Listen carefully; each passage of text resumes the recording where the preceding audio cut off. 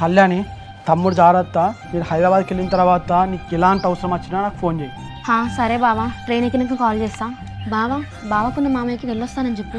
నానా అన్న నేను కావ్య దగ్గరికి వెళ్తున్నాం, కావ్యని పెళ్లి చేసుకొని నేను వస్తా. చిన్నోడా అట్లా మాట్లాడకురా, జాగ్రత్తగా ఉండు. సరే అమ్మా, ఇప్పుడు వెళ్తున్నా, వెళ్ళి కావ్యని పెళ్లి చేసుకొని కావ్యతో నేస్తా. అక్క, అత్తమ్మ మీరేం బాధపడకండి. కార్తీక్ బావని మళ్ళీ మామూలు మనిషిలా చేసి తీసుకొస్తా. సరే చెల్లె, జాగ్రత్త. అత్తయ్య, మామయ్య మీ హెల్త్ జాగ్రత్త. చెల్లె, నేను చాలా తప్పని చేసిందే.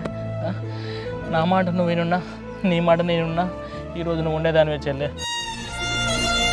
చెల్లె, నేను ఎంతసేపు కులము పరువు సమాజం అని ఆలోచించిన తప్ప నీ గురించి ఆలోచించలేదే. నేను అర్థం చేసుకోలేక కాదే, నేను ఒక అన్న స్థానంలో ఓ తండ్రి స్థానంలో ఉండి ఆలోచించిన తప్ప వేరే ఉద్దేశం కాదే చెల్లె. చెల్లె, నాలాంటి అన్నల తండ్రులు వాళ్ళ ప్రేమను అర్థం చేసుకోకపోతే ఏమో అనుకున్నానే, కాకపోతే నువ్వు నాకు దూరమైనాకనే అర్థమవుతుంది చెల్లె. నేను చేసిన తప్పు, నువ్వు లేని లోటు నా కట్టే కాలంత వరకు నా జీవితాంతం వేధిస్తూనే ఉంటుంది చెల్లె.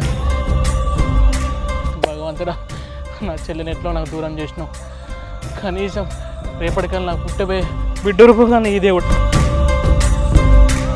తొలి ప్రేమ కొందరి జీవితాల్లో వెలుగుని పంచితే మరికొందరి జీవితాల్లో చీకటిని నింపుతుంది. చీకటి తర్వాత వెలుగైతే ఎలా వస్తుందో, తొలి ప్రేమలో ఓడిపోయినంత మాత్రాన జీవితం ముగిసిపోయినట్టు కాదు. ఆవేశంలో మీరు నిర్ణయాలు తీసుకొని మీ కన్న వాళ్ళకి కడుపు కోతను మిగిల్చకండి. కావ్య ఆ ఒక్క క్షణం తొందరపాటు నిర్ణయం తీసుకోకపోయినా, శివ ముందుగానే కావ్య కార్తీకుల ప్రేమను ఒప్పుకున్న కావ్య కార్తీకుల తొలి ప్రేమ గెలిచేది. తెలిసి తెలియని వయసులో ప్రేమించి మీ కన్న వాళ్ళను బాధ పెట్టకండి.